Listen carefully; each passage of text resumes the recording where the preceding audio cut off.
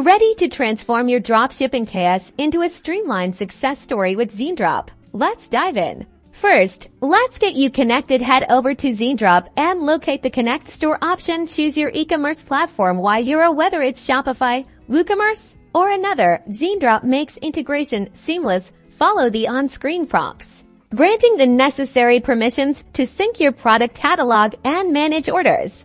Once your store is linked, it's time to explore and select winning products. Browse ZenDrop's extensive catalog, filtering by niche, supplier ratings, and popular demand. When you find a product that fits your brand, simply click Add to Store. ZenDrop handles the product listing, including descriptions and images, directly onto your sales channel.